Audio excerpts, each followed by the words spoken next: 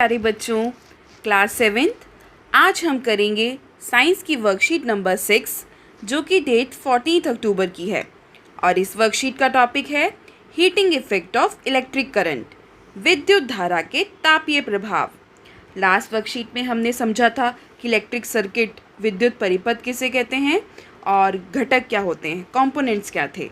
तो आइए उसके आगे चलते हैं कि कैसे करंट से हीटिंग इफेक्ट आता है डिवाइसेस में, कैसे वो गर्म हो जाते हैं। तो चलिए समझते हैं। आपकी वर्कशीट में स्टार्टिंग में एक इंसिडेंट दिया है। Sneha has seen her mother using an electric heater for cooking food and an electric iron for straighten her clothes. Sneha ने देखा कि उसकी माँ ने खाना पकाने के लिए एक इलेक्ट्रिक हीटर का इस्तेमाल किया और अपने कपड़ों की सिलवटें हटाने के लिए बिजली की प्रेस, जिसे हम आयरन कहते हैं, उसका इस्तेमाल किया। उसने सोचा कि मेरी माँ आयरन और इलेक्ट्रिक हीटर का उपयोग क्यों करती हैं, ये किस प्रकार से कार्य करते हैं। She thought, why my mother uses an iron and electric heater, how do they work. तो उसको एक बड़ी अचंभा हुआ, मन में क्वेश्चन आया। रवि, जो कि उसी का भाई है, उसने बताया कि यह विद्युत धारा के तापीय प्रभाव के कारण होता है। Ravi, her brother, explained that this happens due to the heating effect of electric current। ये हीटिंग इफेक्ट क्या है, कैसे तापीय प्रभाव आता है, आइए समझते हैं। When an electric current flows through a wire, the wire gets heated. It is called the heating effect of electric current। जब एक तार से विद्युत धारा, जिसे हम करंट कहते हैं, प्रवाहित होती है तो तार गर्म हो जाता है। यही विद्युत धारा का तापीय प्रभाव कहलाता है। जब भी आप कोई डिवाइस ऑन करते हैं, स्विच ऑन करते हैं, तो वह गर्म होना शुरू हो जाता है। इसे हम कहते हैं हीटिंग इफेक्ट, विद्युत धारा का तापीय प्रभाव। उदाहरण के लिए, जब हम गीज़र का स्विच ऑन करते हैं तो पानी गर्म हो जाता है। जब आप प्रेस ऑन करते हो तो प्रेस गर्म हो जाती है। जब आप इलेक्ट्रिक केटल गर्म करते हो तो केटल गर्म होना शुरू हो जाती है। हेयर ड्रायर भी इसी तरह गर्म होता है, इलेक्ट्रिक आयरन भी इसी तरह। तो ये सभी एग्जाम्पल्स हैं heating effect of electric current के। तो आया आपको समझ कि कैसे गर्म हो जाते हैं वो, क्यों? क्योंकि करंट के कारण वो वायर उनकी हीट हो जाती है, गर्म हो जाती है। इसे ही हम कहते हैं विद्युत धारा का तापीय प्रभाव। चलिए आगे समझते हैं, जानकारी लेते हैं ये हीटिंग इफेक्ट ऑफ करंट के बारे में। Wires made from some special materials that melt quickly and break when large electric currents are pass through them. कुछ विशेष पदार्थों के बने तार से जब अधिक विद्युत धारा प्रवाहित होती है तब वे शीघ्र ही पिघलकर टूट जाते हैं और इन तारों का उपयोग हम विद्युत फ्यूज बनाने में करते हैं। These wires are used for making electric fuse। आपने देखा होगा MCBs, फ्यूज़, ये घरों में यूज़ होते हैं। क्यों?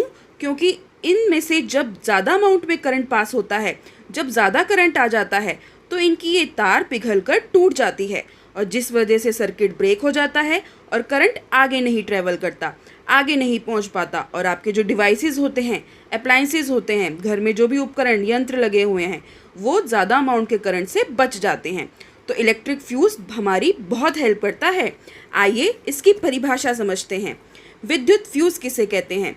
विद्युत फ्यूज़ एक सुरक्षा युक्ति है। It is a safety device जो विद्युत परिपथ की क्षति तथा संभावित आग के प्रति सुरक्षा प्रदान करता है, which prevents damages to electric circuits and possible fires. ये घरों को या सर्किट्स को डैमेज से बचाता है ताकि आग भी ना लगे, संभावित आग से सुरक्षा प्रदान करता है। ऐसा दिखता है इलेक्ट्रिक फ्यूज़। तो आइए अब आगे बढ़ते हैं। आपकी वर्कशीट का ये लास्ट पार्ट है जिसमें 3 इजी से क्वेश्चन दिए हुए हैं। Question first, make a list of at least 5 electric appliances where the heating effect of the electric current is used. बिजली के कम से कम 5 उपकरणों की एक सूची बनाएं जहां विद्युत धारा के तापीय प्रभाव का उपयोग किया जाता है। तो आप अपने घर में भी ये डिवाइसेस देखते हैं। लिस्ट बनानी है 5 उपकरणों की, 5 अप्लायंसेस की, जहां पर heating effect of current use होता है। तो आप इस पिक्चर से भी इनको लिख सकते हैं। First, toaster, iron, kettle, stove, water heater, hair dryer. तो कोई भी 5 उपकरण आपने यहाँ से लिख लेने हैं। Second question, why should we not touch a lighted bulb? एक दीप्त विद्युत बल्ब को छूना नहीं चाहिए। क्यों? मतलब एक जलते हुए बल्ब को, जो पिक्चर में आप देख रहे हैं एक बल्ब जल रहा है, तो इसे हाथ से टच क्यों नहीं करना चाहिए? ये आंसर आपको पता है, क्योंकि जब भी कोई बल्ब जल रहा होता है तो वह गर्म हो जाता है, और जब गर्म कोई भी चीज़ आप छुएंगे तो आपके हाथ को नुकसान हो सकता है।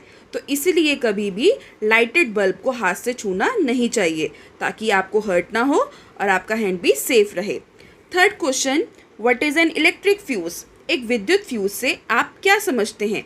ये हमने अभी पढ़ा है कि विद्युत फ्यूज़ क्या होता है। ये एक सुरक्षा युक्ति है जो विद्युत परिपथ की क्षति और संभावित आग के प्रति सुरक्षा प्रदान करती है। It is a safety device which prevents damage to electric circuits and possible fires. तो आप इस तरह थर्ड का आंसर लिखेंगे। तो बच्चों, ये थी हमारी वर्कशीट नंबर 6। मिलते हैं जल्दी एक नई वर्कशीट के साथ। तब तक stay safe, stay healthy, take care. Thank you dear students.